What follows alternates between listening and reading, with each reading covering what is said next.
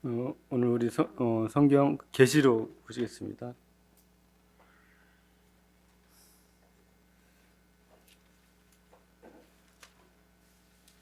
계시록 2장 1절부터 7절까지입니다.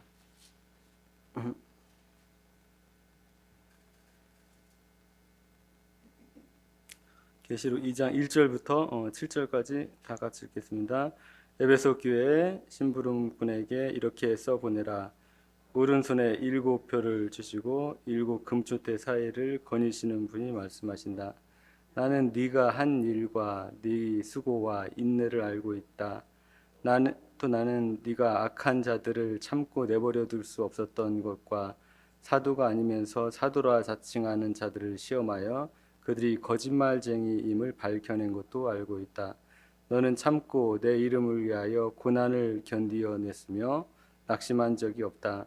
그러나 너에게 나무랄 것이 있다. 그것은 네가 처음 사랑을 버린 것이다. 그러므로 네가 어디에서 떨어졌는지를 생각해 내서 회개하고 처음에 하던 일을 하여라. 네가 그렇게 하지 않고 회개하지 않으면 내가 가서 내 촛대를 그 자리에서 옮기겠다. 그런데 내게는 잘하는 일이 있다. 너는 니골라당이 하는 일을 미워한다. 나도 그것을 미워한다. 귀가 있는 사람은 성령이 교회에게 하시는 말씀을 들어라. 이기는 사람에게는 내가 하나님의 낙원에 있는 생명나무의 열매를 주어서 먹게 하겠다. 제가 어거스틴에 대해서 예전에 뭐 2번인가 그정 그렇게 다뤘었는데 너무 이제 포괄적으로 이제 다뤘었습니다. 그때 이제 못 다뤘던 것이 뭐냐면은 어거스틴의 그 뭐지 이교도적 그 신앙 이것에 대해서 다루지를 못했습니다. 물론 이제 나중에 그 어거스틴에 대해서 일일이 그 하나하나씩 그 다룰 생각입니다. 왜냐하면 그 한국에 여전히 장로교 신학의 기반이 되고 있는 이 어거스틴에 대해서 말을 하지 않고는 이 한국 교회 목사들이나 이 성도님들이 이 역사 속에서 이 어거스틴이라는 인물, 그 다음에 지금 영향을 미치고 있는 1600년 전의 인물임에도 불구하고 여전히 지금도 그 살아서 어거스틴의 사상이 숨쉬고 있습니다. 그것도 정통이라는 이름으로 살아 있는 것이죠. 그래서 이 어거스틴은 그 2000년 동안 여전히 그 사도로 존재하는 사람입니다. 성경에서 보면은 너희는 랍비라 칭함을 받지 말고 그 다음에 선생이라 칭함을 받지 마라. 너희는 다 같은 형제고 선생은 하나밖에 없다. 말씀하셨고 그 다음에 아비라 칭함을 받지 마라. 이런 말씀도 있고요. 근데 이 어거스틴은 2000년 동안 선생님으로 그 다음에 신학의 아버지로 역임을 받고 있는 대표적인 인물인 것이죠.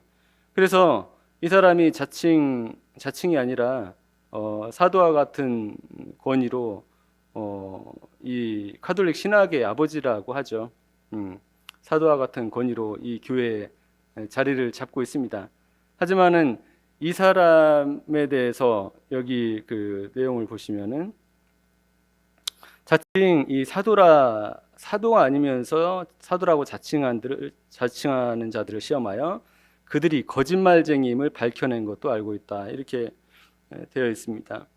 우리가 그 진리를 지키기 위해서는 이 사도적 권위로 그다음에 성경 위에 높아져 있는 권위를 무너뜨려야 될 책임이 교회에게 있습니다.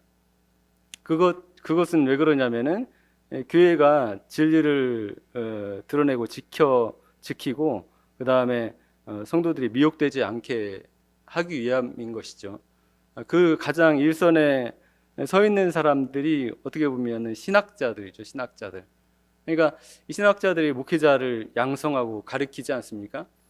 그렇기 때문에 신학자들이 이러한 일을 해야 함에도 불구하고 오히려 신학자들이 이 자칭 사도들에게 속아서, 그 거짓말에 속아서 그들을 여전히 사도로 인정하고, 또 그 성도들에게 아니면 신학을 배우는 사람들에게 오히려 그 사람을, 어거스틴을 사도로 그들의 그 마음 가운데 권위를 부여해 놓고, 또 칼빈을 사도로 권위를 부여를 해 놓는다는 것이죠.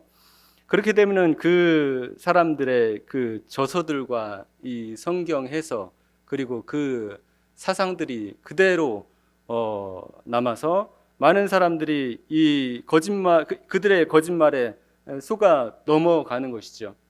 그래서 그들은 자칭 사도라 하고 하는 이 자들에 대해서, 이 자들의 거짓말에 속아서 그들이 거짓말쟁이임을 전혀 모르고 정말 사도인 것처럼 평생을 살아갑니다. 언제까지 살아가냐면은 자기가 이 사도가 아닌 것을 알게 되기 전까지거나, 아니면 사도가 아니라는 것을 누구한테 듣게 되거나, 둘 중에 하나입니다. 그래서 우리나라 특별히 그 어거스틴에 대한 이 목사님들의, 아직도 어거스틴을 얘기하고 모니카를 얘기하고 어거스틴의 문헌을, 그 어거스틴의 기록을 인용하고 합니다. 어느 누구든 거의 다 마찬가지입니다. 그리고 뭐 열린교회 김남준 목사 같은 사람은 이 어거스틴을 자기는 뭐 존 오웬, 조나단 에드워즈 뭐 이런 사람들의 많은 책을 봤지만은 어거스틴의 글을 읽으면서 자기는 이런 천재는 처음 봤다. 이 사람의 그 지성에 무릎을 꿇었다. 뭐 이런 말을 하기도 했지요. 그만큼 이 한국 교회가 이 거짓에 놀아나고 있는 것이죠. 그래서 오늘 어거스틴에 대해서 좀 살펴보려고 합니다. 이 어거스틴에 대한 진실을 알아야 되는 이유는 여러 가지입니다. 신학 사상에 미치는 영향이 너무나 크기 때문에 그렇죠. 지금도 여전히 살아서 그 어거스틴의 그 신학을 칼빈이 그대로 전수받아서 자기를 정통이라고 하죠. 어거스틴의 신학을 정통이라고 합니다. 그래서 칼빈주의를, 개혁주의를 하는 대부분의 목사들, 그 다음에 학자들, 이런 사람들이 자신들만이 정통성을 가진 정통이다, 그리고 정통신학이다 라고 입버릇처럼 얘기를 합니다. 왜냐하면은 그 말에 그 태클을 걸 수 있는 사람이 없기 때문에 그렇죠. 반론을 하는 사람이 없기 때문에 그렇습니다. 그렇게 말을 해도 그것을 드러낼 수 있는 성도는 더더군다나 없고요, 목회자도 없고요, 신학자도 없기 때문에 그런 것이죠. 그래서 정통성을 자칭하는 문제, 그 다음에 교회의 정체성의 문제입니다. 가톨릭 신학의 아버지라고 하는 이 어거스틴으로부터 어떻게 보면은 가톨릭의 완전한 교리의 확립이 시작되었다라고 우리가 생각을 합니다. 그리고 역사가들이 다 그렇게 평가를 합니다. 그런데 이 가톨릭의 역사를 우리가 기독교의 역사라고 볼 수 있느냐라는 문제가 있습니다. 근데 의례적으로 이 가톨릭의 역사를 기독교의 역사로 봅니다. 하지만은 개신교에서, 이 개혁교회에서 이 교황권을 평가할 때, 그리고 가톨릭 체제를 평가할 때 이교 집단이다, 저들은 이단이 아니다, 이교도다, 이렇게 평가를 합니다. 하지만은 그 이교도들의 신학의 아버지, 그러니까 가톨릭 신학을 확립한 이 어거스틴에 대해서는 아무 말도 하지 않습니다. 그렇기 때문에 교회의 정체성에 문제가 분명히 생깁니다. 그럼에도 불구하고 어거스틴에 대해서 전혀 평가를 안 한다는 거죠. 그 다음에 루터가 종교개혁을 할 때 이신층의 교리를 재발견했습니다. 하지만은 오늘날 이 신학자들 가운데 도대체 역사 속에서 이신층의 교리가 언제 없어졌는지, 교회사 가운데서 언제 없어졌는지를 얘기하고 추적하는 사람이 없습니다. 그러면 종교 개혁이라는 것은 무엇입니까? 성경을 성경으로 보는 시대, 그 다음에 믿음으로 말미암아 구원받는 아주 그 바울이 얘기한 그 기초로 돌아간 시대를 종교 개혁 시대라고 할 수가 있습니다. 그러면은 이 역사 속에서 이신칭의 교리가 언제 사라졌느냐에 대해서 누가 얘기를 해야 되는데, 이것에 대해서 오늘날 한국 교회가 신학자들이 아무 말도 못 하고 있다는 거죠. 그러니까 그냥 종교 개혁만 있습니다. 그 비성경적인 카톨릭의 그 역사에 대해서 깊이 상고해 보지를 않습니다. 역사가 왜 중요한지, 그리고 기독교 교리가 왜 중요한지에 대해서 모르기 때문에 그렇습니다. 그리고 그런 것들이 중요하다고 생각을 하지 않기 때문에 그런 것이죠. 오직 교회 성장만이 중요한 것이고 교리는 중요하지 않습니다, 이 사람들한테. 그 다음에 문제가 되는 것이 성경의 해석과 교리에 심각한 문제를 일으킵니다. 제가 지난 설교에서도 말씀드렸지만은 철학적인 그 사상, 철학적인 해석으로 인한 교리, 이러한 교리가 특별히 운명론, 그 신플라톤주의에서 파생된 이 운명론, 스토아적 운명론이 예정론이죠. 그것이 어느덧 교회 안에서 정통으로 자리를 잡고 결국은 철학인데, 그것은 철학입니다. 어거스틴 이전에 한 번도 있어 보지 못한 철학입니다.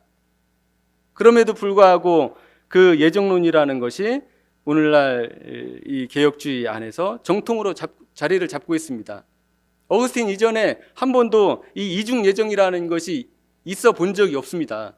근데 이 어거스틴 이전에 어거스틴이 그 4세기, 5세기 사람 아닙니까? 그러면은 2세기, 3세기, 아니 1세기, 2세기, 3세기 동안 이중 예정이라는 것을 말하는 사람이 있어야 될 거 아니에요, 정통성을 부여하려면.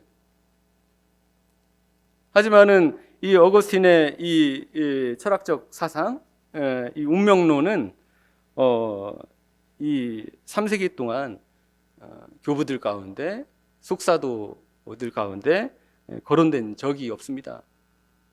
그래서 그 당시에 어거스틴이 이중 예정을 얘기를 했을 때부터 이 이중 예정의 예정은 로마 카톨릭 안에서도 심각한 그 논란을 일으키게 되는 것이죠. 그래서 그리고 이교적 사상, 그러니까 어거스틴의 신학은 그 우리가 지난번에 뭐 살펴봤지만은 이교적 사상이 상당히 많이 있습니다. 죽은 자를 위한 기도, 죽은 어머니를 위해서 기도하지 않습니까? 그 다음에 세례 속죄, 세례 죄상, 어거스틴이 말하는 은총론이지 않습니까? 성례전의 거의 완성자, 그 다음에 외경의 수용, 외경을 정경화하는데 어거스틴이 가장 큰 역할을 했죠. 그러니까 이 모든 것들에 이 어거스틴의 신학은 정말 신뢰할 수 있는가에 대한 물음표를 전혀 던지지 않는다는 것이죠. 그 다음에 어거스틴은 과연 구원받은 사람인가?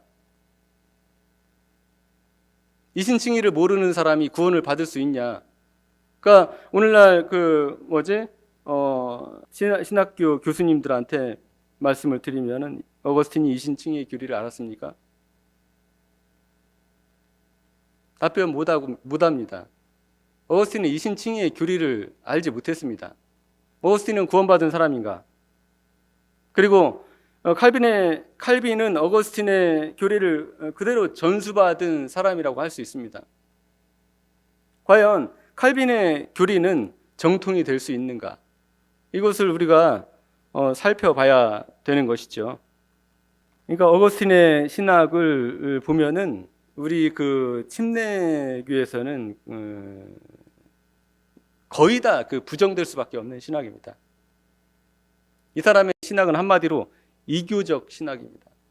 그리고 이 성행위에 의한 죄의 전념, 원죄에 대한 개념도 상당히 성경에서 존재하지 않는 그런 원죄의 개념입니다. 그리고 원죄의 개념으로 확립한 유아세례, 이것도 완전히 비성경적인 개념이죠. 그 다음에 이중예정, 스토아의 철학에서 나온 이중예정도 마찬가지입니다. 그리고 세례 속죄, 세례를 통해서만 완전한 죄가 사해진다.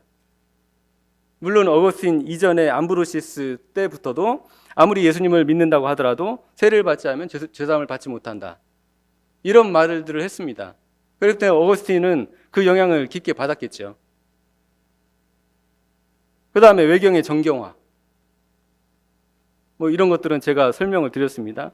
뭐 솔로몬의 지혜에서 뭐 이런 것들, 그러니까 명백하게 그 유대인에게서 나오지 않은 그 외경들을 정경화 시키는데 어거스틴이 그 중요한 역할을 했죠.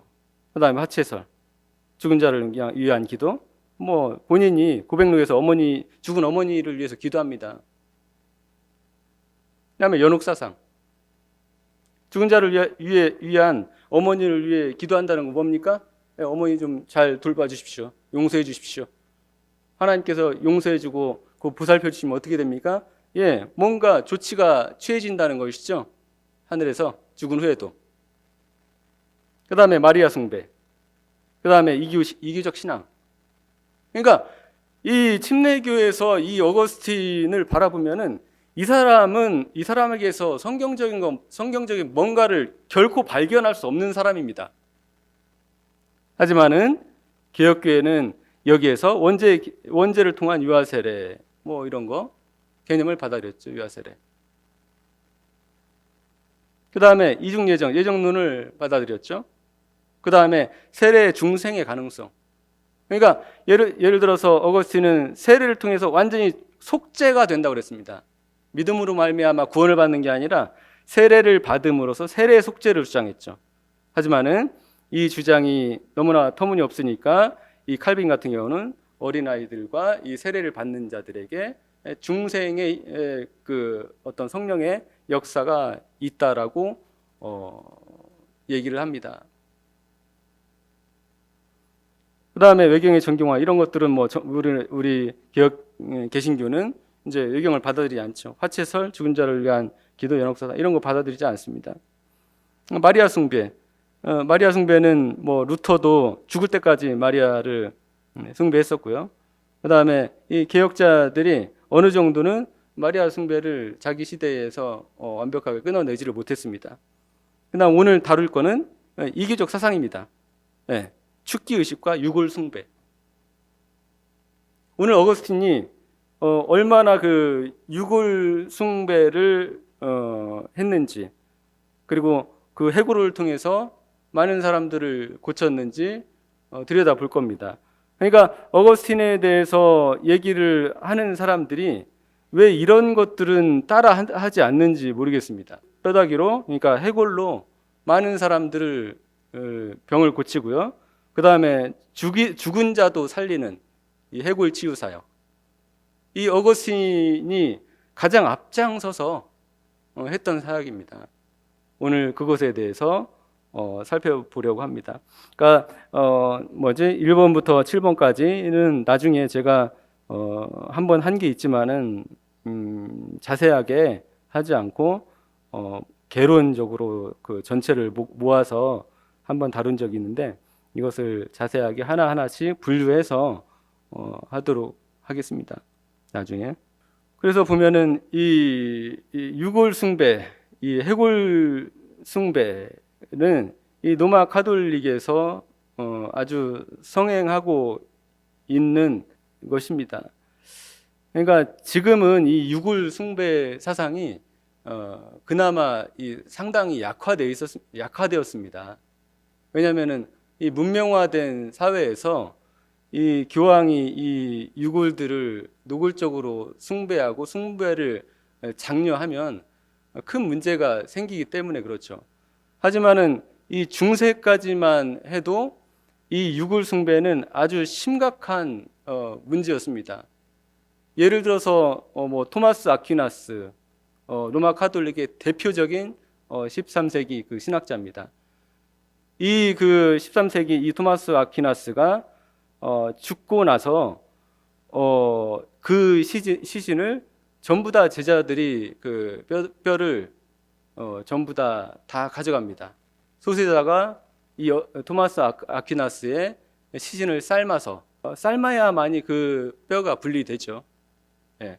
왜냐하면은 어차피 토마스 아퀴나스를 어떤 땅에 묻어도 도굴에 갔다는 거죠. 이 당시에.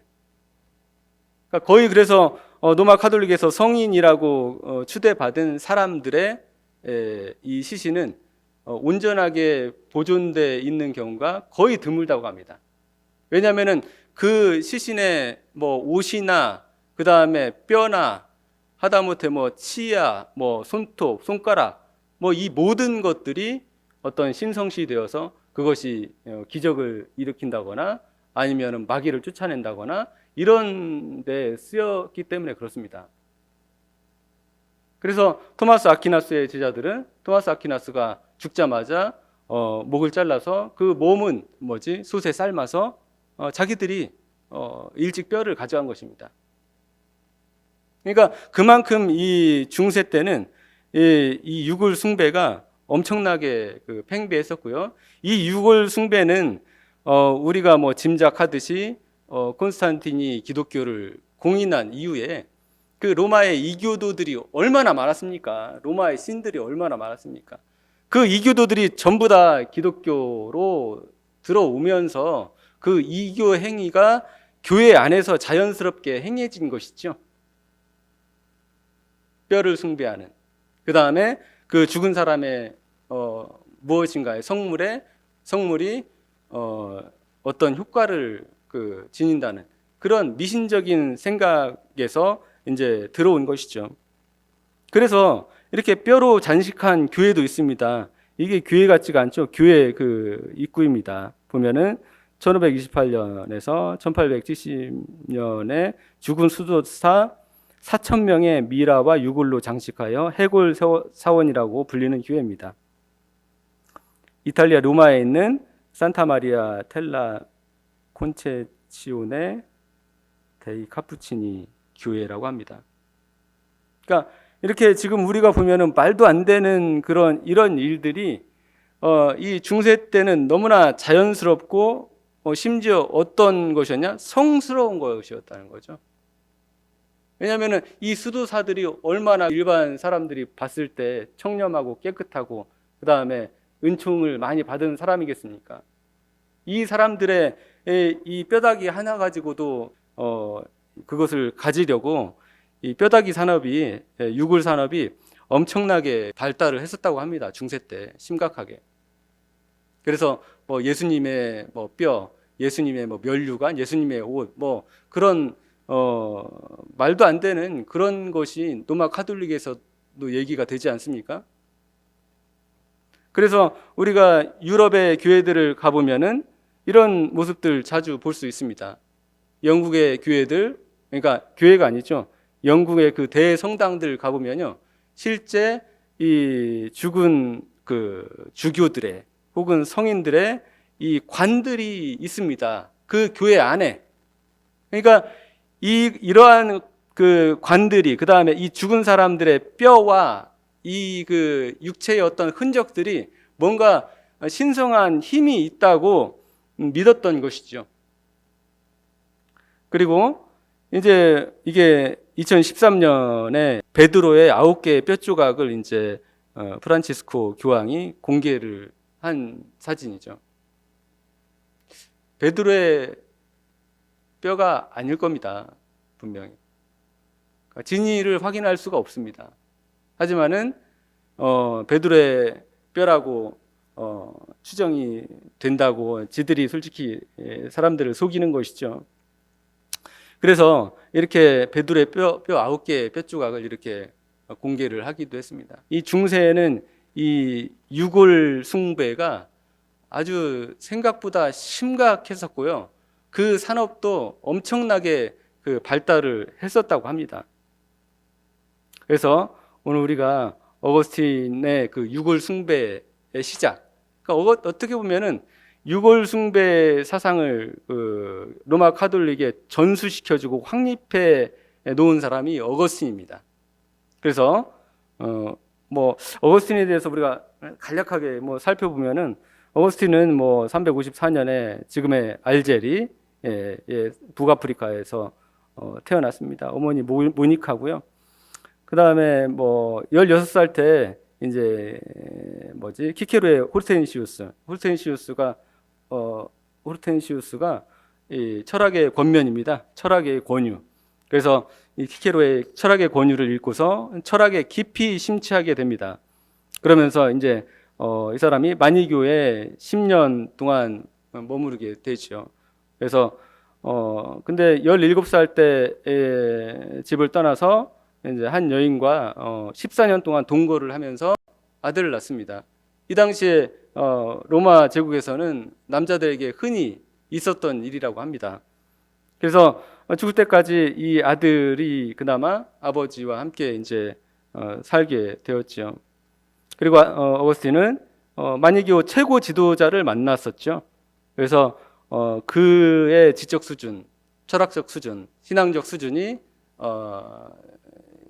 자신보다 낫다고 판단을 하고서 상당히 마니교에 대해서 실망을 합니다. 그래서 그 이후에 이 사람은 신플라톤주의자가 됩니다. 신플라톤주의자, 완전 철학자죠. 그래서 나중에 이제 로마 밀라노 등에서 수사학과 철학을 가르치게 되었고, 그러니까 자기의 승 암브로시우스가 밀라노에 아마 죽였을 겁니다. 거기에서 암브로시우스를 만나서 그 철학적 설교에 감명을 받고서 어떻게 성경을 저렇게 철학과 접목해서 할 수 있을까라는 것에 감명을 받게 됐지요. 그러면서 요상한 이제 것으로 회심이라고 말하는 것을 합니다. 밀라노의 한 정원에서 어디선가 집어서 읽어라 이런 게 환청으로 들렸는지 자기의 마음속으로 그냥 그 생각이 일어났다는 건지 그렇게 해서 읽은 것이 로마서 13장 13절이잖아요. 낮에 행동하듯이 단정하게 행하십시오. 호사한 연애와 술 취함, 음행, 방탕, 싸움과 시기에 빠지지 말고 주 예수 그리스도로 옷 입으십시오. 정욕을 채우려고 육신의 일을 꾀하지 마십시오. 이걸로 그 회심했다는 것입니다. 이게 회심할 구절 같지가 않은데, 아무튼 이렇게 해서 회심을 한 사람입니다. 이 어거스틴은 저번에도 우리가 봤지만은 철학자입니다. 그래서 이 피터 브라운은 이 고백록은 완전히 신플라톤주의 철학자가 쓴 철학책이라고 얘기를 했죠. 그래서 고백록에서 어거스틴은 이렇게 고백을 합니다. 당신은 라틴어로 번역된 어거스틴은 헬라어, 그러니까 그리스어를 못했습니다. 제롬한테 라틴어로 좀 번역을 요청한 적도 많이 있었고요. 그래서 라틴어로 번역된 몇 권의 플라톤주의 철학서적을 어떤 사람을 통해 내게 허락하셨습니다. 당신은 누굽니까? 하나님이 철학서적을 허락하셨다는 거죠. 그리고 나는 이 책을 통하여 나 자신 안으로 들어가라는 권고를 받고 당신의 인도하심을 따라 내 영혼 안으로 깊숙이 들어가게 되었습니다. 그러니까 누구의 인도하심으로 허락을 받고 누구의 인도하심으로 그 철학 안에 깊이 들어가게 됐다고요? 하나님의 인도하심을 통해서. 그렇기 때문에 철학과 하나님을 뒤섞이는 일이 발생하는 겁니다. 뒤섞는 일이 발생합니다. 그래서 이것을 이 피터 브라운은 정확하게 보게 되는 것이죠. 나중에 피터 브라운이 이런 얘기를 하죠. 첫눈에 고백록을 판정하는 것은 쉬운 일이다. 그것은 명백히 신플라톤 철학자의 작품이다. 얘기를 합니다. 가령 고백록은 하느님에 대한 기도 형태로 쓰였는데 이는 종교 철학의 오랜 전통에 기초한 일반적인 방식이었다. 플라톤주의자들의 하나님은 알려지지 않은 하나님이고 인간의 마음을 초월했기에 철학자는 완전히 그에게 자신을 의탁함으로써 그에 대한 지식을 늘릴 수가 있다. 따라서 철학적 탐구는 기도 행위를 얼마나 집중적으로 잘 하느냐와 거의 일치하게 된다. 그리고 계시를 받으려는 갈망, 하나님과의 직접적인 관계를 확립함으로써 인간 의식의 원천 자체와 접촉하는 것이 지혜의 탐구를 채운다. 아우구스티누스의 이 전기를 쓴 이 가장 유명한 피터 브라운이 이런 얘기를 합니다. 고백록은 신플라톤적인 철학자의 작품이다. 그리고 그 고백록에서 어거스틴도 자신이 고백을 하죠. 당신이 나에게 라틴어로 번역된 이 철학책을 주셨고, 당신은 이 철학책 안으로 나로 하여금 깊이 들어가게 인도하셨습니다. 라고 고백을 하죠. 그래서 이런 얘기들이 발생하는 거죠. 아우구스티누스는 늘 아브라함, 이삭, 야곱의 하나님과 철학자의 하나님을 결합시키려고 했다. 고백록은 어떤 책보다 위대한 예술적 기법으로 이 결합을 보여주었다. 아브라함의 하나님과 철학적 하나님이 결합된 것, 그것이 어거스틴의 신학입니다. 그래서 디모데서 보면은 그 당시에 이 바울은 철학이 무엇인지를 알았었기 때문에 철학과 헛된 속임수로 너희를 노력하지 못하게 주의하라는 말을 많이 합니다. 이 철학자들의 끝없는 논쟁, 답이 없는 그 논쟁 속에 빠져들지 마라. 그리고 그들의 현란한 말에 논리적인 수사학 이런 것에 빠지지 마라. 그래서 복음은 헬라인들이 보기에, 그리스인이 보기에 미련한 것이다. 왜냐하면 헬라인은 지혜를 찾는다. 지혜를 말하려고 한다. 뭔가 있어 보이는 거, 현란한 말솜씨, 일반인이 이해하기 어려운 것들을 얘기한다. 하지만 그것은 그리스도를 얘기하는 것이 아니다. 어거스틴의 고백록과 어거스틴의 이 저서들을 읽어봤습니까? 웬만한 사람들은 그 내용이 뭐가 뭔지 잘 이해하지 못합니다. 왜냐하면 이 어거스틴은 오랜 시간 동안 한 거의 15년, 20년 가까이 이 철학으로 다져진 사람입니다. 철학자이기 때문에. 그렇기 때문에 아브라함과 이삭과 야곱의 하나님이 무엇으로 바뀌었냐면은 철학자의 하나님으로 바뀐 것이죠. 그래서 이 어거스틴의 이 높은 그 철학적 지식, 이것을 중세에서는 많은 그 주교들이, 로마 가톨릭 사제들이 높이 평가했었고요. 가장 높이 평가를 했었죠. 왜냐하면 가장 높은 지성과 철학적 그 지식으로 하나님을 논했기 때문에 그렇습니다. 그 다음으로 가장 그 철학적으로 깊이 하나님을 논했던 사람이 가마솥에 몸이 삶아져서 뼈다귀가 다 제자들이 가져간 토마스 아퀴나스였죠. 그러니까 대표적인 그 로마 가톨릭 그 신학자라고 하면은 어거스틴과 그 다음에 토마스 아퀴나스라고 할 수 있는 것이죠. 근데 문제는 이 사상, 어거스틴의 이 신학 사상이 누구에게 그대로 전수되어 있느냐? 이 칼빈에게, 개혁자라고 하는 칼빈에게 전수되었다는 것이죠. 오히려 이 중세 종교 개혁 이전까지 이 예정론은 로마 가톨릭 안에서 부정되었습니다. 결코 한 번도 정통교리라고 인정받은 적이 없습니다. 왜냐하면 비상식적이기 때문에 그런 거죠. 누가 들어도 비상식적인 것이기 때문에 그렇습니다. 그런데 이 어거스틴의 이 가장 그 위험한 신학을 1000년 만에 부활시킨 이 존재가 칼빈이라는 존재가 되었던 것이죠. 그래서 이 칼빈은 이 예정론을 믿지 않는 모든 사람은 다 이단으로 취급을 했습니다. 예정론을 반대하는 사람을 전부 다 이단으로 취급했습니다. 그 정통성을 어디에 두었냐? 어거스틴에 두었습니다. 왜냐하면 중세 때 어거스틴이 가장 높은 권위로서 교회 안에 서 있었기 때문에 그런 것이죠.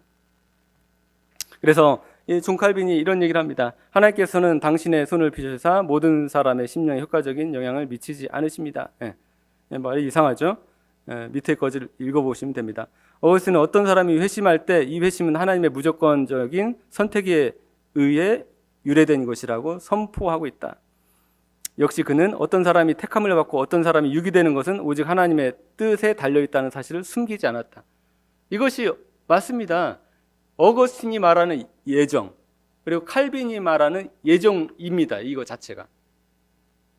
오늘날 예정론에 대해서 수정된 칼빈주의로 왈가왈부하지만은 그거는 칼빈의 저서 몇 권만 인용하더라도 그들의 논리는 그냥 깨집니다. 칼빈에 대해서 너무 모르기 때문에 그런 거죠. 그래서 제정신을 가진 사람이라면 어느 누구도 상기한 언급이 예정론의 핵심을 이루고 있다는 것을 부인하지 못할 것이다. 이것이 예정론의 핵심이라고요. 네. 수정된 칼빈주의 아무리 그 말하고 성도들한테 그럴싸하게 포장을 하더라도 그것은 칼빈이 말하는 어거스틴이 말하는 예정론이 아니라고요. 누가 그것을 반박하고 있냐면은 칼빈 자신이 얘기를 하고 있다는 것이죠. 그것이 예정론의 핵심이다. 어떤 사람을 하나님이 선택을 하시고 어떤 사람을 버리기로 하시는 것을 하나님이 자기의 뜻에 따라서 그렇게 하신다는 것이죠. 그래서 사실 내가 나의 신앙 고백서를 쓸 때 보세요. 그의 책이 누굽니까? 어거스틴의 책입니다. 그의 책에서 발췌한 인용만 가지고서도 나의 고백서를 써도 나는 지극히 만족할 것이다. 이렇게 얘기합니다. 그러니까 칼빈의 신학이 어거스틴에 의해 얼마나 의존되어 있는지 우리가 칼빈의 칼빈이 쓴 인용을 통해서 얼마든지 알 수 있습니다. 그래서 기독교 강요, 그 다음에 그의 주석, 그가 쓴 모든 글에서 가장 많이 언급되는 것이 누굽니까? 어거스틴입니다. 어거스틴. 근데 이 문제는 무엇이냐면은 칼빈은 어거스틴에 대해서 부정적인 평가를 한 번도 거의 내린 적이 없다는 것이죠. 그 다음에 그의 모든 비성경적인, 그러니까 개혁교회가 받아들이지 못하는 것들을 오히려 기독교 강요나 자기의 저서들을 통해서 변명해 줍니다. 하지만 오늘 이 어거스틴의 해골 치유 사역이 변명될 수 있는지 이것을 듣는 사람들이 쉽게 판단할 수 있을 거라고 생각을 합니다. 이 성물 숭배의 시작은 거의 어거스틴의 시대에 어거스틴 때부터 본격화됩니다. 그것을 우리가 에드워드 기본의 로마 제국 쇠망사를 통해서 확인할 수 있습니다. 콘스탄티누스 치세에서 루터의 종교 개혁에 이르기까지 1200년간의 긴 세월 동안 성자와 성유품에 대한 숭배는 그리스도교의 순수하고 완전한 단수성을 타락시켰다. 이를 채택하고 발전시킨 첫 세대에서조차 이미 타락의 징후가 감지된다. 그죠? 그러니까 사도들이 죽고, 그 다음에 속사도들이 죽고, 그 다음에 이 교부 시대가 되면서, 그러니까 특별히 이 콘스탄틴을 통해서 기독교가 공인된 이후에는 이것이 급속도로 이교도들이 당연히 교회 안에 들어오니까 너무나 당연한 것이죠. 수많은 로마 제국의 엄청난 이교 사상이 어디로 들어가겠습니까? 합법적인 종교는 오직 기독교만 되었던 것인데, 그리고 기독교를 통해서 많은 세금 혜택이나 이런 것들을 주었기 때문에 그 이교도들이 전부 다 자기의 신을 가지고 교회 안으로 들어왔던 것이죠. 그것을 반대했던 사람들이 북아프리카에서는 도나티스트죠. 그러니까 로마 카톨릭보다 더 많은 사람들이 있었죠. 이 북아프리카에 도나티스파들이. 그러니까 변절자들을 용서하지 않는 그룹이었죠. 하지만 이 어거스틴은 군대를 이용해서 이 도나티스트를 전부 다 몰살시킵니다. 그래서 보면은 성자들의 유품이 금이나 보석보다도 더 가치가 있다는 사실을 경험적으로 알게 된 성직자들은 교회의 보물을 마구 늘리기에 급급했다. 그들은 진품인지 따져보지도 않고 유골마다 이름을 지어붙이고 그 이름에 걸맞는 조치를 취했다. 사도와 성자들의 명성은 종교적 허구로 더럽혀졌다. 그러니까 성직자들은 예전에 참된 순교자들에게 교묘하고 어리석은 전설집의 허구 속에만 존재하는 가짜 영웅들의 이야기를 마구 덧씌웠다. 성자의 뼈 대신 그러니까 악한 사람의 뼈를 숭배했다는 의심을 산 교구가 뭐 트루만이라는 교구가 있었나 봐요. 만 아니었다. 이러한 미신 행위는 사기와 기만책의 유혹을 불러일으켜 부지불식간에 그리스도교 세계의 역사와 이성의 빛을 어둡게 했다. 이게 로마 제국 세망사를 쓰면서 유골 숭배가 시작하는 것에 대해서 말하고 있는 기본의 얘기입니다. 그래서 그러나 때맞춰 지극히 의심스러운 유품들의 신뢰성을 주장하는 기적과 환상이 대중들의 믿음을 북돋는데 한몫 거들지 않았더라면 미신이 이처럼 빠른 속도로 거침없이 퍼져나가지는 못했을 것이다. 그러니까 그 유골 숭배에 그러니까 기적과 환상이라는 대중들의 믿음이 가미되었다는 것이죠. 그래서 엄청나게 빠른 속도로 이 유골 숭배 사상이 번져나갔다는 얘기를 하고 있는 겁니다. 데오도시우스 2세 시대 예루살렘의 사제이자 도시에서 약 20마일 떨어진 카파르 가말라의 성직자였던 루키아누스는 3주 연속 토요일마다 매우 기이한 꿈을 꾸고 의심을 거두게 되었다고 합니다. 꿈속에서 조용한 밤중에 긴 턱수염을 기르고 흰옷을 입고 황금 지팡이를 든 존귀한 인물이 그 앞에 나타났습니다.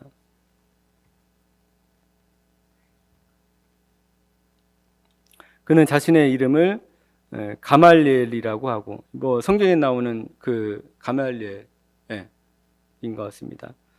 놀란 사제에게 자신의 유해가 아들 바비바스 그리고 친구 니고데무를 얘기하는 겁니다. 니고데무스 그리스도교 신앙의 최초의 순교자로 유명한 스테반과 함께 아무도 모르게 인근 들판에 매장되어 있다고 알려주었다. 그는 다소 조급하게 이제 자신과 벗들을 어두운 감옥에서 풀어줄 때가 되었으며 자신들의 출현은 도탄에 빠진 세상을 돕게 될 것이라고 덧붙였다. 그리하여 예루살렘의 주교에게 자신들의 상황과 소망을 알려줄 자로 루키아누스를 선택했다는 것이었다. 뼈를 빨리 수거해달라. 뭐 이렇게 해서 환상과 꿈을 주었다는 것이죠.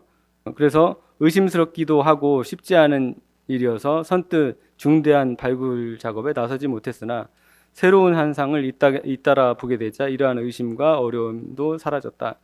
결국 주교의 입회하에 수많은 군중들이 보는 앞에서 땅을 파헤치자 가말리엘과 아들 그리고 친구의 관이 차례로 발견되었다. 이때가 언제입니까?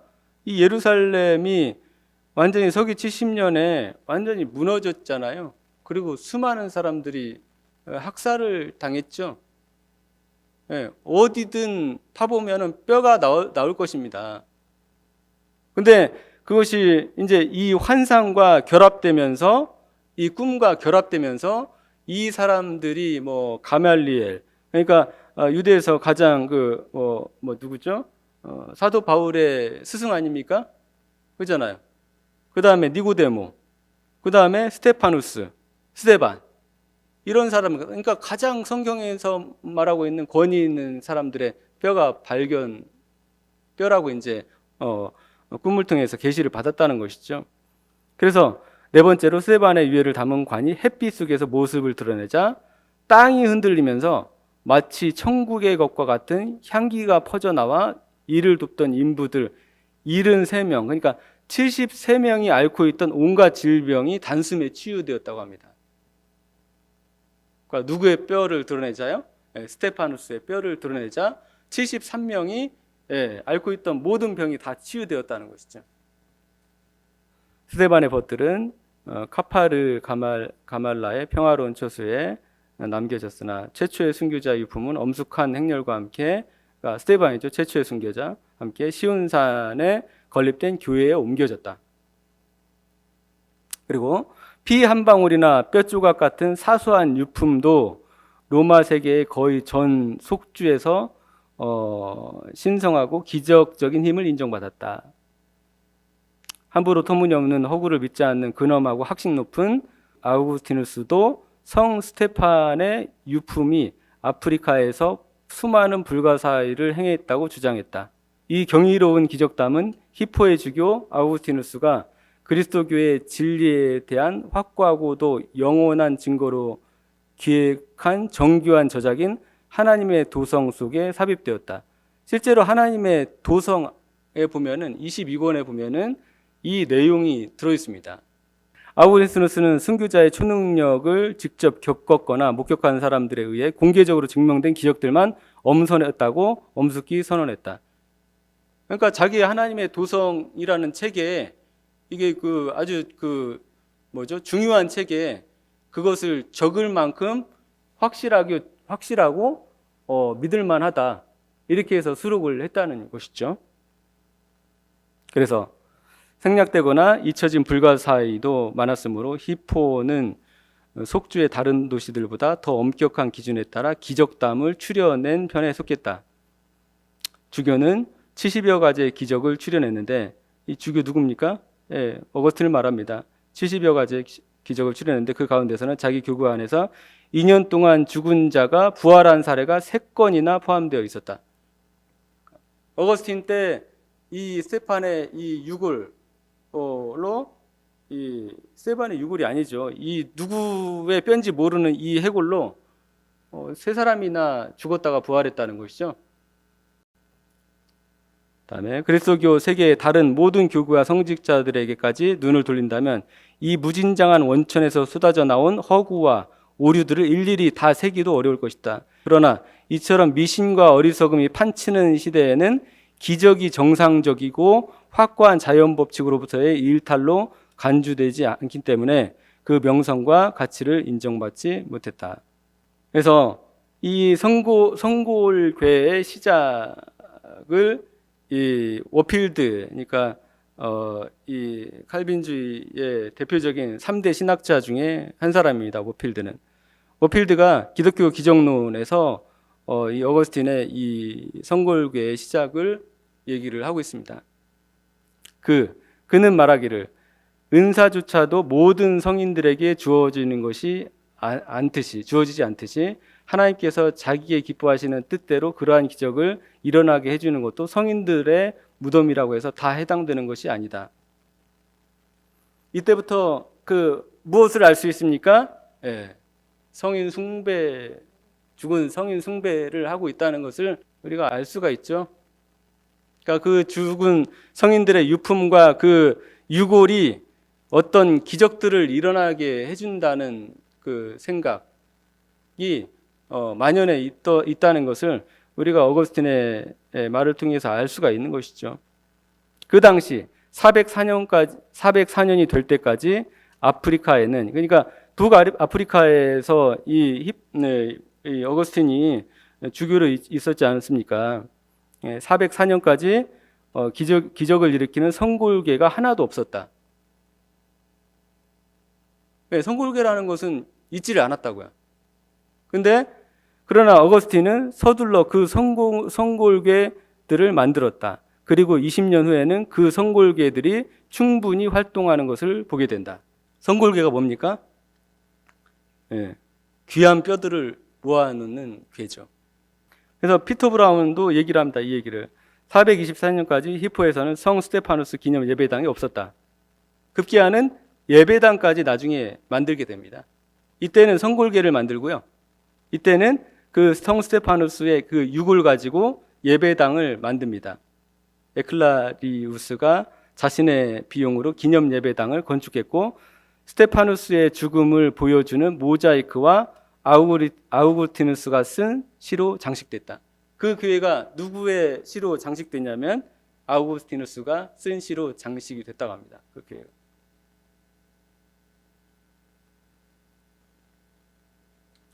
그는 일단 이런 운동에 동참하게 되자 각별하게 철저하게 참여함으로써 그 운동에 기여했다. 어떤 운동이요? 해골 치유 사역, 해골 숭배. 아우구스티누스는 각 사건을 점검하고 기록해 확인된 치유들을 최대한 널리 알리기로 결심했다. 히포에서 그는 치료받은 자로부터 기록된 보고서를 받아야 한다고 주장했다.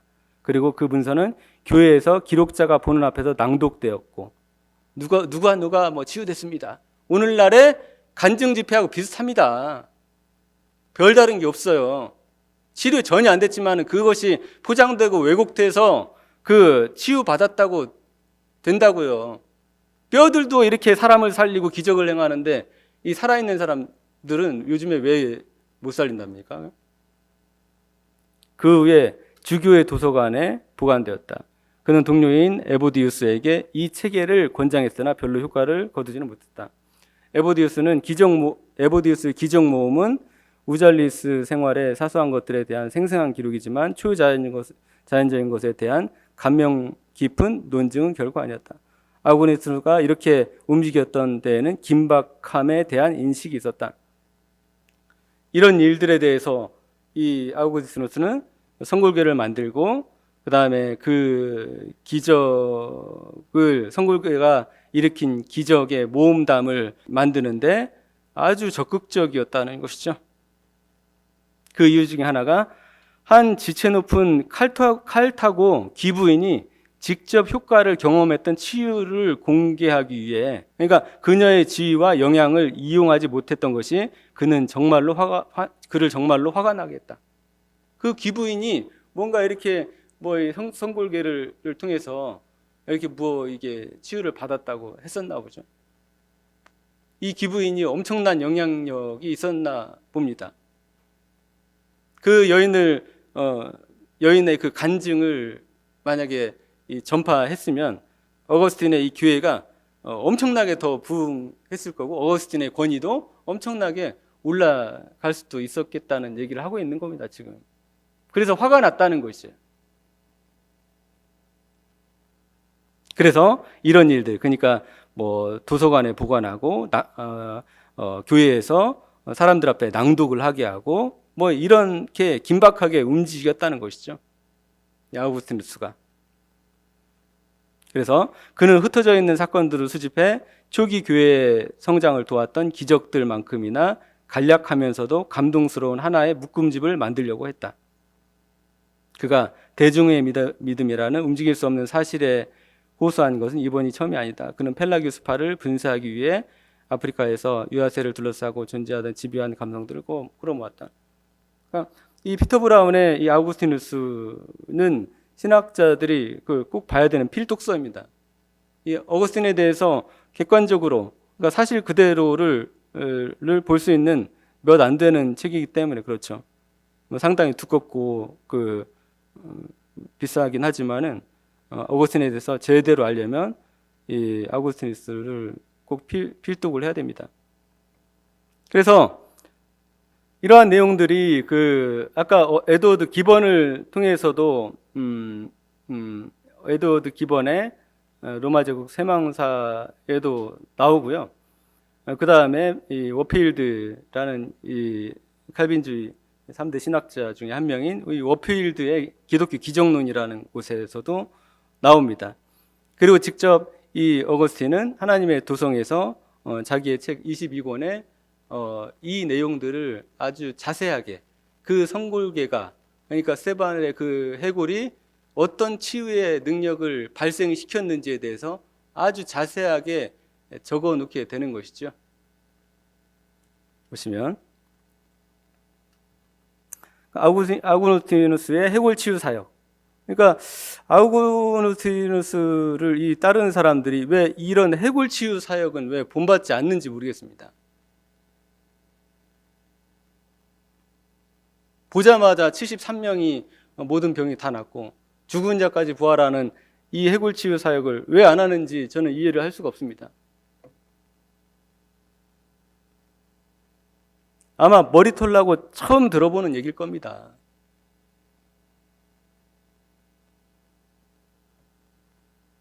어거스틴은 하나님의 도성 22권에서 자신이 직접 목격한 그리고 많은 사례 중 그가 말할 수 있는 극히 일부의 몇몇 기적들을 이따금씩 언급한다. 이 가운데 상당수의 기적들이 대단히 영예로운 순교자 스테반의 성물에 의해 발생했다. 스테반의 유골은 415년 예루살렘에서 발굴됐다. 그중 일부가 아프리카로 옮겨졌는데 그것이 옮겨지는 곳마다 기적이 일어났다고 한다.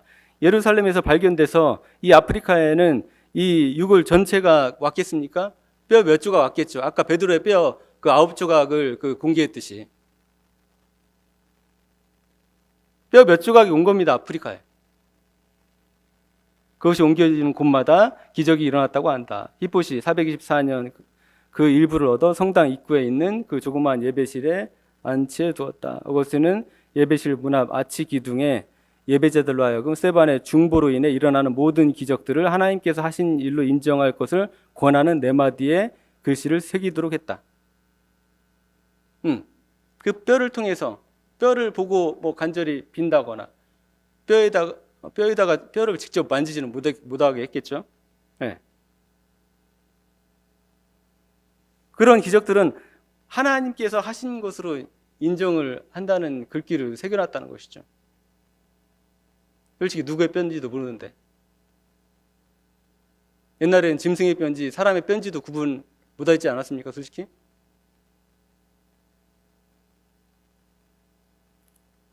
바로 이 성소에서 2년도 채 못 되어 거의 70가지의 기적들이 발생했다고 공식적으로 기록되었으며, 게다가 스데반의 유고를 히포시보다 일찍 얻은 이웃도시 칼라마에서는 그보다 더 많은 기적들이 일어났다고 어거스틴은 말한다. 그는 그 유물을 받는 예식 설교에서 이렇게 외친다. 사랑하는 여러분, 주께서 죽은 자의 뼈로 그렇게 많은 것을 내려주셨다고 한다면 산자의 땅에 사는 우리를 위해 얼마나 많은 것을 예비하고 계실지 생각해 보십시오. 이 성골계 앞에서는 심지어 죽은 자들도 즉시 그리고 간단하게 일어났다. 죽은 자들의 부활을 이제 설명을 하고 있습니다. 다음은 어거스틴이 뚜렷한 확신을 가지고 기록한 세 가지 사례들 중 몇 가지다. 갈라마시에 거하는 스페인계, 사제, 유카리우스는 오랫동안 결석증으로 고생을 하고 있었다. 간증입니다. 네, 간증. 그런데 포시디우스 감독이 그에게 가져온 그 순교자의 유물들에 의해 병이 나았다. 얼마 후 바로 그 사제는 다른 병에 걸려 거의 죽어가고 있었으며 사람들이 그의 손을 이미 묶고 있었다. 죽어서 묶고 있었다는 거죠. 이때도 그는 동일한 순교자의 도움으로 살아났다. 이 스데반의 해골로 살아났다는 거죠. 해골을 가져갔는지 모르겠지만 이 사람이 있는 곳으로, 그죠? 네. 그 다음에 성소에 넣어둔 그 사제의 겉옷을 가져다가 죽어가는 그의 몸에 덮었더니 다시 나은 것이다. 어디에 넣었던 거죠? 그러니까 이 성골계, 스데반의 그 성골계에 사제의 겉옷을 두었다가 이 그의 몸에 덮었다는 거예요. 그랬더니 다시 나았다는 겁니다. 아우드로스는 순교자 스데반의 성골당을 갖춘 교회가 소재한 지역이다. 어느 날 이 교회들에서 어린 소년이 놀고 있는데 마차를 끌던 소가 길을 벗어나 그 소년을 바퀴로 깔고 지나가 그 소년은 곧 죽을 것처럼 보였다. 그 어머니는 얼른 그를 안고 성골당 안에 뉘었다. 그랬더니 소년은 다시 살아났을 뿐 아니라 상처도 말끔히 없어졌다.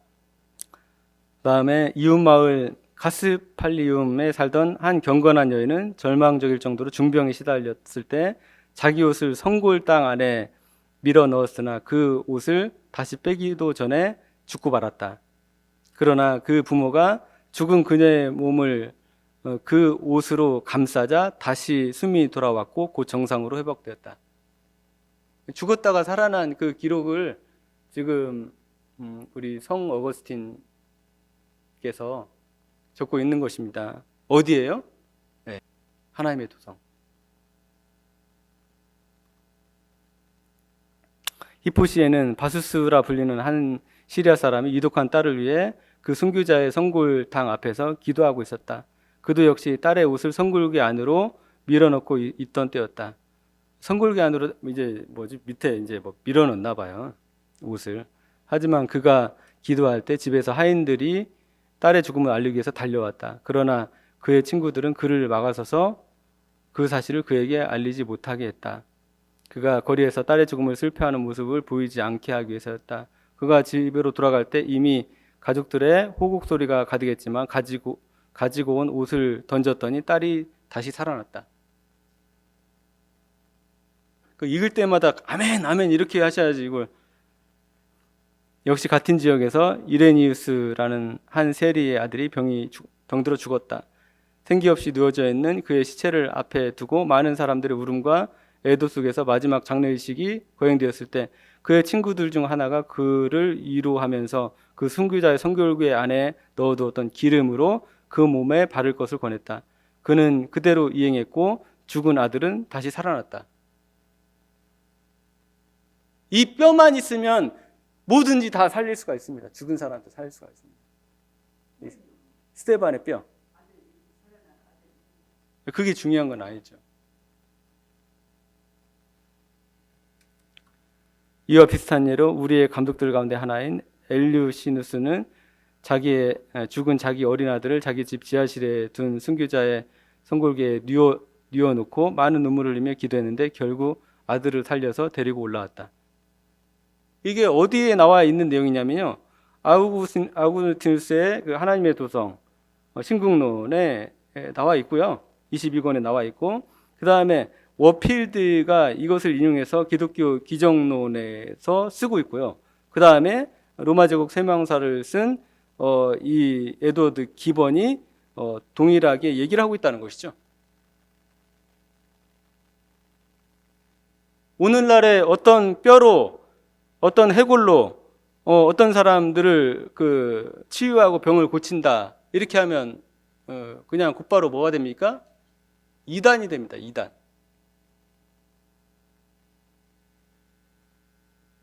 그러니까 이런 것들은, 그러니까 죽은 자들의 뼈를 통해서 어떤 기적이 일어났다고 하는 제정신이 아닙니다. 그런 신앙은. 오늘날의 은사주의자들도 이렇게는 안 한다고요. 과연 이 어거스틴의 신앙이 정상적인 신앙이었을까요? 뼈를 숭배하고, 그리고 죽은 자를 통한 어떤 그 중보, 이런 것들은 기독교 신앙이 아니라 이교도 신앙이죠. 이교도 신앙.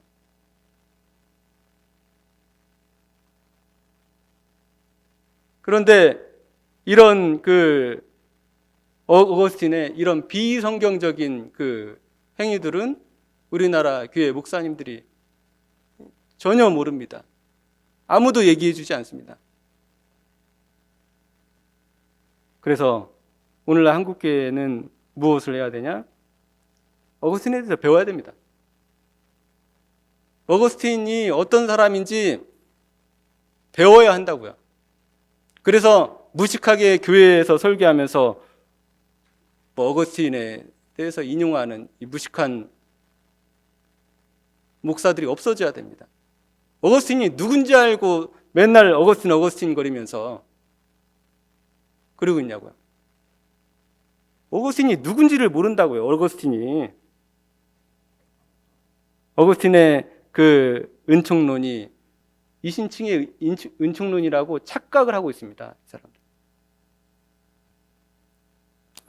어거스틴은 이교도라고 할 수 있습니다. 그의 신앙은 전형적인 기독교에서 말하는 신앙이라고 전혀 볼 수가 없습니다.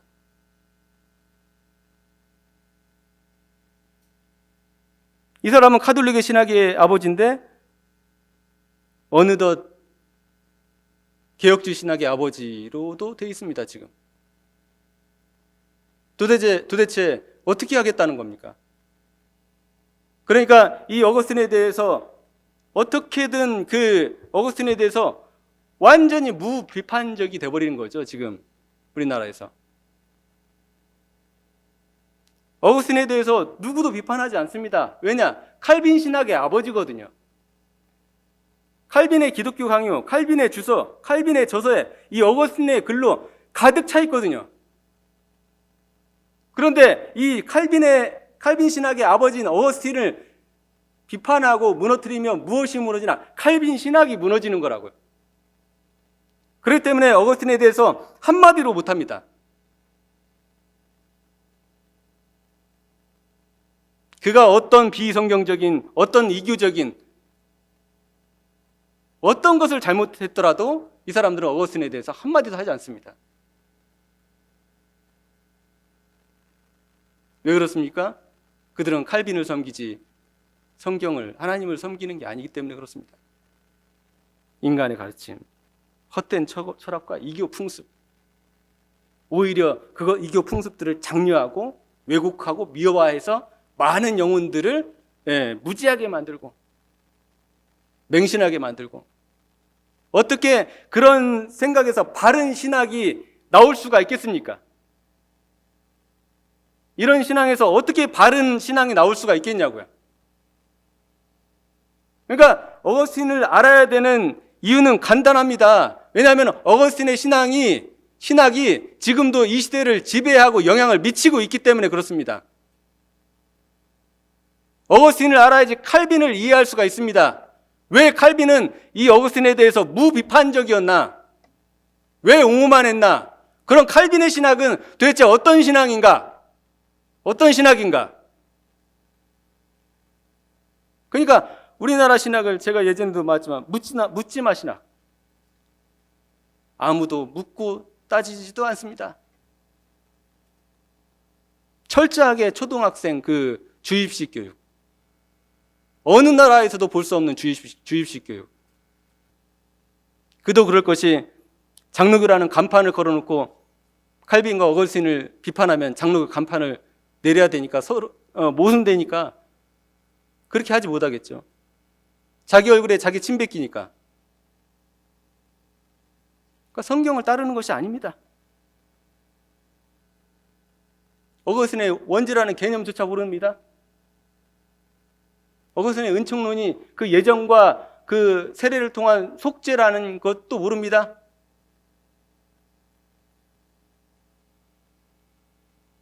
어거스틴이 외경을 그 기독교 안에 끌어들인 정경화 작업의 핵심적인 역할을 했다는 것도 모릅니다.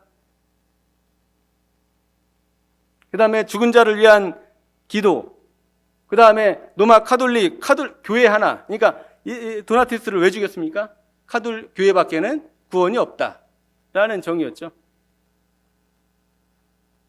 그가 믿는 카톨릭, 그가 믿는 그 신앙과, 제가 봤을 때는 펠라기우스가 이단이었습니까?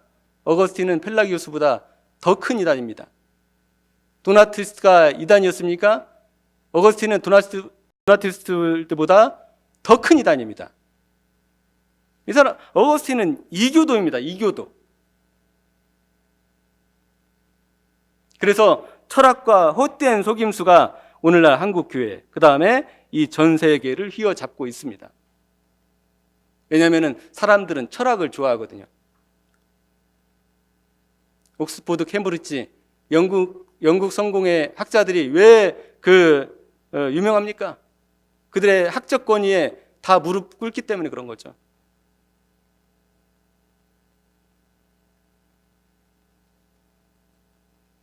그래서 엉터리 성경 해석과 교리의 기초가 되는 것이죠. 어거스틴의 해석이. 그러니까 이 칼빈주의 이 성경 해석, 정통이라고 말하는 성경 해석이 안 됩니다. 왜 안 되는지 모른다고요, 얘네들은. 왜냐하면 저변에 깔려있는, 그 근저에 깔려있는 것이 무엇인지를 이들이 한 번도 공부를 안 했거든요.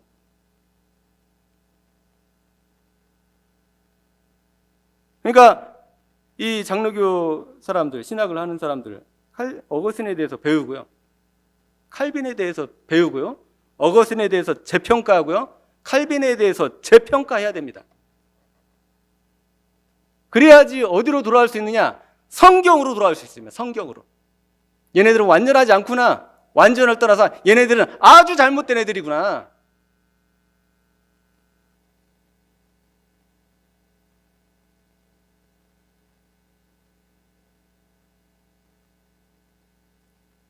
그리고 성경적인 공정한 평가가 필요하죠.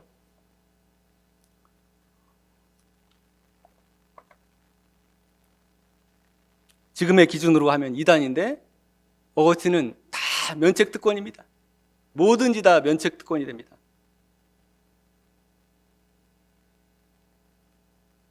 그때는 다 그랬어. 그때는 다 그랬다고요? 성경이 무엇을 말하는데요? 그러니까 성경이 기준을 스스로 놓는다고요, 이 사람들이. 왜냐? 어거스틴을 보호하기 위해서, 칼빈을 보호하기 위해서 스스로 놓는다고요. 왜 더 성경적인 것을 하지 않으려고 합니까? 예를 들어서 그리스도인이 회심을 하고 가장 먼저 해야 될 것이 하는 것이 무엇입니까? 침례입니다. 근데 기독교 강요에서 이 칼빈은 무엇이라고 얘기했습니까? 제가 침례와 세례에 대해서 얘기를 했지만은 이 밥트지마라는 이 헬라어 원어는 침례라는 것을, 물에 완전히 잠긴다는 것을 의미한다. 그리고 고대 교회로부터 이 침례를 행해왔다. 그럼에도 지들은 세례를 하고 있네? 침례가 더 성경적이라고 지들 아버지가 얘기를 하고 있는데 왜 침례를 안 하냐고요? 그것은 성경을 따르지 않기 때문에 그런 거죠. 그 신학의 아버지가 만들어 놓은 전통과 전습에 매여서 성경을 중요하게 생각하지 않기 때문에 그렇습니다. 한국 언론, 한국에서 오마이뉴스인가 어디가 존 맥아더 목사를 인터뷰를 최초로 한 기록이 있습니다. 뉴스가 있습니다. 존 맥아더 목사가 이렇게 얘기합니다. 질문했습니다. 현대교회는 무엇을 잃었나? 존 맥아더 목사, 말이 단순합니다. 성경이다. 교회가 사수해야 할 절대적 가치를 잃었다. 교회 생명은 그 안에 있다. 성경 안에 있다. 예수에 대해 가르쳐야 하고 그 말을 지키고 따르는 걸 말한다. 지금 교회가 당면한 가장 큰 이슈는 성경적이어야 한다는 거다. 하나님은 그의 말씀을 축복했고 교회는 그 말씀 위에 세워졌다. 그 다음에 성경으로 돌아가려면 어떻게 합니까? 모든 문제는 성경의 부재에서 비롯된다. 그러니까 이 성경이라고 말하는 것이 우리나라 교회가 성경을 안 가지고 다닙니까? 안 봅니까? 안 믿습니까?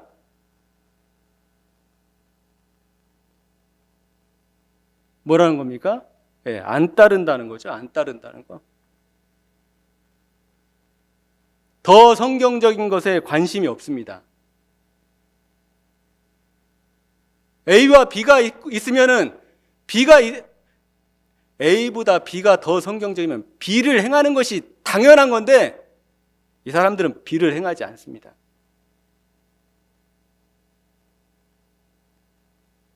근데 예수님께서 말씀하시죠?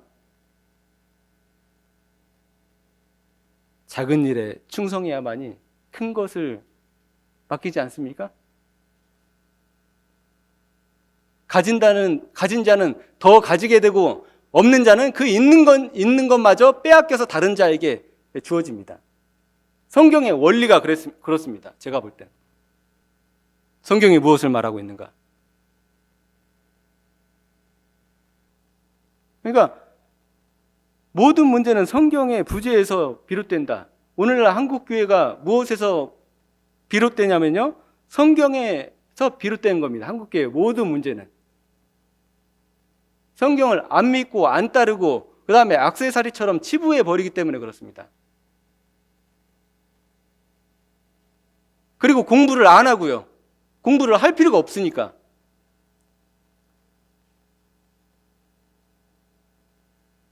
그래서 오늘은 이 어거스틴의 이 해골치유 사역에 대해서 살펴보았습니다. 모든 것은 진실 위에 세워져야 됩니다. 그러니까 진리를 접근하기 전에 진실이라는 것에 먼저 접근을 해야 된다고요. 어떤 것에 권위를 두려면.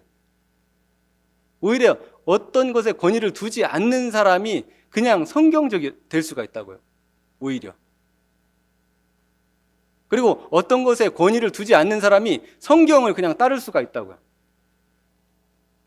근데 어떤 곳에 권위의 딱지를 받아와서 간판을 세우는 순간 그 사람은 그 간판의 권위 아래서 헤어짓고 나올 수가 없습니다. 반론을 할 수가 없습니다. 성경대로 행할 수가 없습니다. 그게 한국교회의 현실입니다. 그렇기 때문에 신학을 하는 사람은 많지만은 신학을 합니다. 말 그대로 신학자들에 대해서 배웁니다. 칼빈이 무슨 말을 했나? 어거스틴이 무슨 말을 했나? 바르트가 무슨 말을 했나? 이런 것들을 배우는 게 신학인데 그건 신학이 아니라고요. 신학이라는 것은 진실에 접근하고 그 진실을 통해서 분별하고 그리고 바른 것을 찾아가는 그 행위 자체가 신학이라고요. 아무튼 한국교회가 좀 깊이 그 고민을 해보고 생각을 해봤으면 좋겠습니다.